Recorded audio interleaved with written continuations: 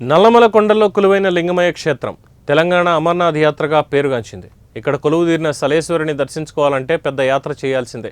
కర్రల సాయంతో లోయలోకి నడుచుకుంటూ వెళ్తే గానీ లింగయ్య దర్శనం దొరకదు. ప్రతి ఏడాది 3 రోజుల పాటు ఇక్కడ ఉత్సవాలు జరుగుతున్నాయి. ఇందుకోసం భక్తులు భారీగా తరలివస్తారు. ఎంతో సాహసోపేతమైన యాత్రగా పేరొందిన సలేశ్వరం జాతర ఇవాల్టి నుంచే ప్రారంభం కానుంది.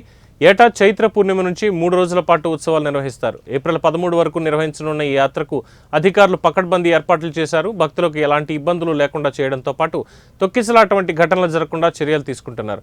నాగర్ కర్నూలు జిల్లా పరిధిలోని నల్లమల అడవుల్లో సలేశ్వర క్షేత్రం ఉంటుంది. శ్రీశైలం హైదరాబాద్ రహదారి గుండా ఇక్కడికి చేరుకోవచ్చు. ప్రధాన రహదారి నుంచి 30 కిలోమీటర్లకు పైగా లోపలికి వెళ్ళాలి. ఆ తర్వాత 4 నుంచి 5 కిలోమీటర్ల వరకు నడవాల్సి ఉంటుంది.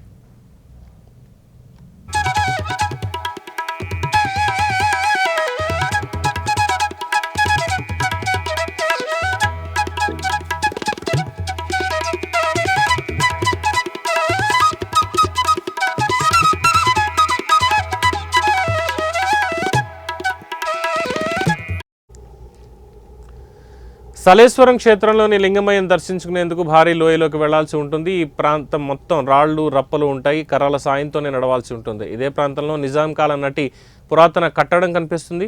సలేశ్వరుడు కొలువుదీరిన ప్రాంతంలో పైనుంచి నీటి ధార ప్రవహిస్తూ ఉంటుంది. చాలా ఎత్తైన ప్రాంతం నుంచి ఈ జలాలు వస్తాయి.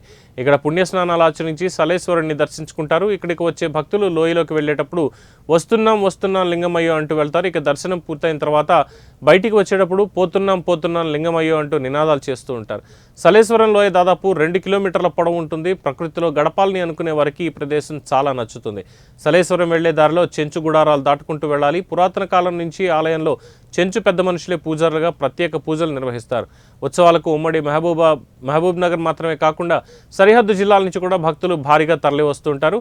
గతేడాది మాదిరిగానే ఈసారి కూడా అటవీ అధికారులు కీలకమైన సూచనలు చేశారు. ముఖ్యంగా అటవీ ప్రాంతంలోకి వెళ్లే భక్తులు మంటలు ఏర్పాటు చేయవద్దని స్పష్టం చేశారు. వేసవి దృష్ట్యా ప్రమాదాలు సంభవించి అటవీ ప్రాంతంలో తీవ్ర నష్టం వాటిల్లే అవకాశం ఉంటుందని హెచ్చరించారు. బీడీ సుట్టా సిగరెట్ కాల్చడాన్ని నిషేధించారు. అంతేకాకుండా ప్లాస్టిక్తో పాటు మత్తు పదార్థాలు పూర్తిగా నిషేధమని అధికారులు స్పష్టం చేశారు. నిబంధనలు ఎవరైనా ఉల్లంఘిస్తే చర్యలు తీసుకుంటామని హెచ్చరించారు.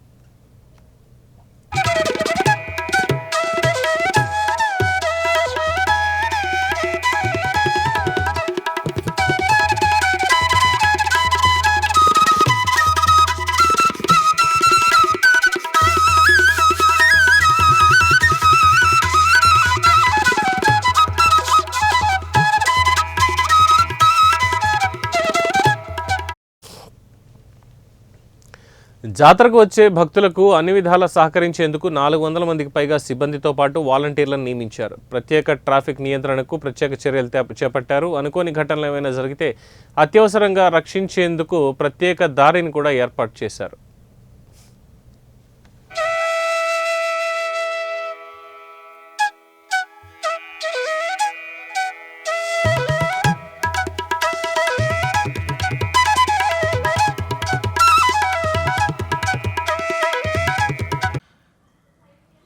చైత్రమాస పౌర్ణమి అనేటువంటిది శివభక్తులకు అత్యంత విశిష్టమైనటువంటి రోజు. దక్షిణ భారతదేశం లోపలనే అమర్నాథ్ యాత్రలాగా ప్రసిద్ధి చెందినటువంటి సలేశ్వర క్షేత్రం అనేది ఈ ప్రాంతం లోపల వెలిసినటువంటి అద్భుతమైనటువంటి ఒక పెద్ద శైవ క్షేత్రం.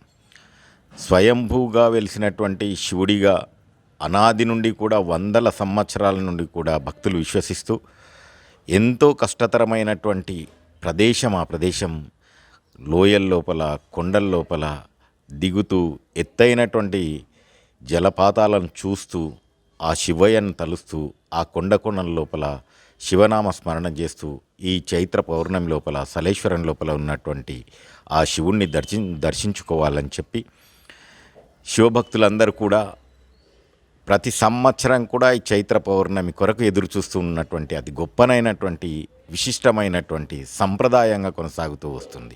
అంతేకాకుండా ఇది అత్యంత భక్తి శ్రద్ధలతోని అత్యంత వ్యయప్రయాసలతోని కూడుకొని ఉన్నా కానీ సరే ఆ సలేశ్వరం లోపల ఉన్నటువంటి ఆ శివయ్యను దర్శించడం అనేటువంటిది భక్తుల యొక్క అది తీరని కోరిక.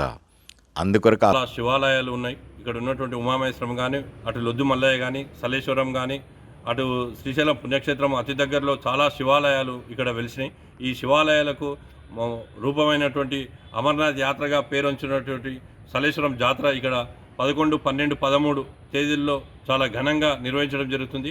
ఈ యొక్క ప్రాంత అభివృద్ధి కొరకై ఇప్పుడు ఉన్నటువంటి స్థానిక ఎమ్మెల్యే గారు ప్రత్యేక చొరవ తీసుకొని అన్ని దేవాలయాలకు అభివృద్ధి పరచాలని చెప్పేసి మొన్ననే కలెక్టర్ గారితోటి ప్రత్యేకంగా మీటింగ్ ఏర్పాటు చేసేసి అక్కడ వచ్చేటటువంటి భక్తులకు అన్ని రకాల సదుపాయాలు వైద్యం పరంగా కానీ వచ్చిపోయే భక్తులకు అక్కడ నీళ్ళ వసతి కానీ లోయ ప్రాంతమైనటువంటి అన్ని రకాలుగా కట్టుదిట్టమైన చర్యలు చేపట్టాలని చెప్పి పొద్దున్నే తెల్లవారుజామున 4 గంటలకు అభిషేకాలతో ప్రారంభం చేసి మా చెంచుల సాంస్కృతిక సభకు సంబంధించిన నైవేద్యం పెట్టి భక్తులకు దర్శన భాగ్యం కలిగే అవకాశం ఉంటుంది. 12వ తేదీ నాడు కూడా సేమ్ అదే విధంగా జరుగుతుంటాయి. 13 నాడు పౌర్ణమి కాబట్టి ఆ రోజు ఇక్కడ ఉన్న గుండంలో స్నానం చేస్తే భక్తుల యొక్క పాపాలు తొలగిపోయి వాళ్ళకు కష్టసుఖాలు తొలగిపోయి సుఖాలు కలుగుతాయని చెప్పి భక్తుల నమ్మకం. దాదాపు రాష్ట్ర నలుమూల నుండి భక్తులు ఇక్కడికి దర్శనానికి వచ్చేస్తుంటారు. ఇక్కడ ఉండే జలపాతం సంవత్సరంలో 365 రోజులు కూడా ప్రవహిస్తూనే ఉంటుంది. ఇది ఎండిపోయినట్టు కూడా మా తాత ముత్తాతల ఒక చరిత్రలో లేదు. ఇక్కడ ఎప్పుడు చల్ల నీరు వస్తూ ఈ కొండల మధ్య ఈ ప్రకృతి అందాలను వీక్షించడానికి భక్తులు ఇక్కడికి వస్తుంటారు. చైత్రశుద్ధ పౌర్ణమి అనేది చాలా విశిష్టమైనది. ఆ రోజు గుండంలో స్నానం చేస్తే అందరికీ మంచి జరుగుతుందని చెప్పి రాష్ట్ర నుండి భక్తులు ఇక్కడికి వస్తుంటారు. మా చెంచులు కూడా ఇక్కడ పూజారులుగా ఉంటూ భక్తులకు ఎలాంటి అసౌకర్యాలు కలగకుండా వారికి అన్ని సౌకర్యాలు కల్పిస్తూ ఇక్కడ కార్యక్రమాలు నిర్వహిస్తూ ఉంటారు. ఇక్కడ మా వాళ్ళు ఈ లింగమయ స్వామి యొక్క చరిత్ర ఏంటంటే మేము కూడా గత ఊహ తెలిసిన నుండి 20-30 సంవత్సరాలకి వెళ్ళి కూడా ఇక్కడ మా నాన్న వాళ్ళు కానీ మేము కానీ ప్రతి సంవత్సరం సహజ జాతరకు వెళ్తూ ఉంటాము. మేము వెళ్ళే క్రమంలో వస్తున్నాం లింగమయ అని అక్కడ అరుస్తూ వెళ్తూ ఉంటే ఆ కొండ గుహలోకి వెళ్ళి మాకు రండి అని చెప్పి వినిపించినట్టు మాకు అనిపిస్తూ ఉంటుంది.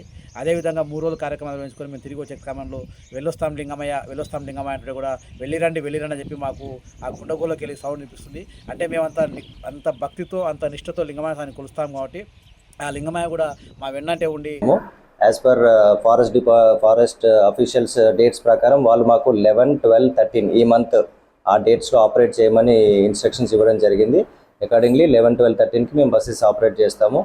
మార్నింగ్ 6 నుంచి ఈవినింగ్ 6 వరకు బస్సెస్ అచ్చంపేట నుంచి సలేశ్వరం జాతర వరకు వెళ్తాయి.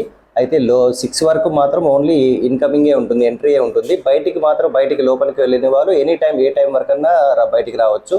మా బస్సెస్ అక్కడ నైట్ హాల్ట్ కూడా చేస్తాయి. ఎవరైనా భక్తులు అక్కడ నైట్ ఉండిపోయి దర్శనం చేసిన తర్వాత ఎర్లీ మార్నింగ్ లేచి రావాలనుకునే వాళ్ళకు కూడా అక్కడ బస్సెస్ రెడీగా అవైలబుల్ ఉంటాయి. మా డ్రైవర్స్ బస్సెస్ అక్కడే ఉంటాయి లోపల. సో మీరు ఎనీ టైం బస్సెస్ దగ్గరికి వస్తే డ్రైవర్స్ బస్సెస్ తీసుకుని వస్తారు. లాస్ట్ ఇయర్ యాక్చువల్గా మేము ఆ 3 రోజుల్లో కూడా మొదటి రోజుని 11 బస్సులు, తర్వాత 2 రోజులు కూడా 13 చొప్పున బస్సెస్ నడిపాము. ఈ ఇయర్ కూడా అదే విధంగా అనుకుంటున్నాం. ఒకవేళ ప్యాసింజర్స్ కానీ పెరిగిన పక్షంలో ఇంకొన్ని బస్సెస్ అడిషనల్గా వేయడానికి రెడీగా ఉన్నాము. Only thing is passengers movement బట్టి బస్సెస్ సంఖ్యను పెంచడానికి ప్రయత్నం చేస్తాము. మార్నింగ్ 6 నుంచి అచ్చంపేట నుంచి బస్సెస్ స్టార్ట్ అవుతాయి. ఈవినింగ్ 6 వరకు అంటే ఇక్కడ లాస్ట్